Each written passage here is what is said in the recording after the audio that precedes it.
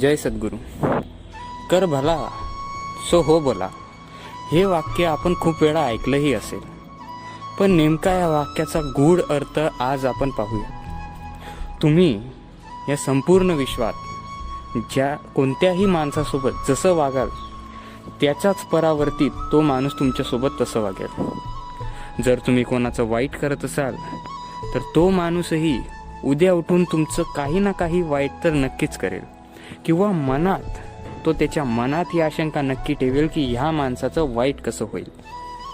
आणि जर तुम्ही कोणाचं चांगलं केलं तर पुढे जाऊन त्या माणसाला या गोष्टीची अपेक्षा नक्कीच असते की ह्या माणसाने आपल्याला एका काळी केलेली मदत होती ती आपल्याला परतफेड नक्की करायची. याचाच अर्थ कर भला सो हो भला. आता याचं आपण एक उत्कृष्ट उदाहरण पाहूयात. एक जंगल होतं. जंगलात जसे सर्व पक्षी प्राणी तसेच एक मुंगीही राहत होती. मुंगी ही झाडाच्या पानावर बसली होती. अचानक वारा आला आणि त्या वाऱ्यामुळे मुंगी हलली आणि मुंगी खाली पडली तर थेट पाण्यामध्ये. आता पाण्यात पडली तर तिचा जीव कसा विस.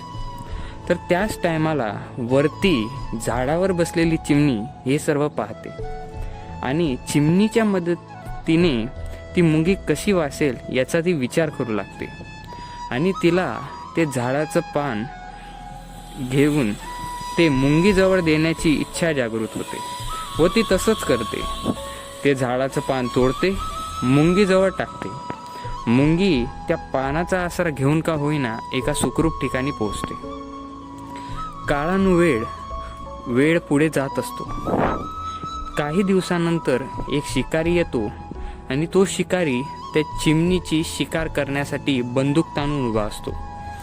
त्याच टायमाला चिमणी तिथून शिकाऱ्याचा शिकार होणार हे सर्व ती मुंगी पाहत असते. आता मुंगीला हे समजल्यावर तिला जाणीव असते की एकेकाळी ह्या चिमणीने आपल्याला मदत केली होती. तर तीही विचार करू लागते की मी आता या चिमणीची मदत कशी करू. तर ती शिकाऱ्याजवळ जाते आणि शिकाऱ्याच्या पायाला चावा घेते आणि शिकाऱ्याचा नेम चुकतो आणि त्या आवाजामुळे चिमणी तिथून उडून जाते. मग यात फायदा कोणाचा झाला? दोघांचाही.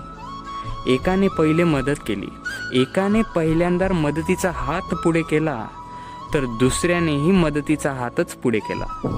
जर तुम्ही शत्रुतेचा हात पुढे कराल तर तुम्हाला शत्रुतेचाच हात भेटेल. जर मदतीचा पुढे कराल तर मदतीचाच हात भेटेल. म्हणून कर भला सो हो भला या वाक्याचं का होईना आपल्या आयुष्यात फार महत्त्व आहे. मित्रहो, भेटूयात पुढच्या व्हिडिओमध्ये अशाच एका नवीन आशय व आक्षेपासोबत. तोपर्यंत जय जय रघुवीर समर्थ.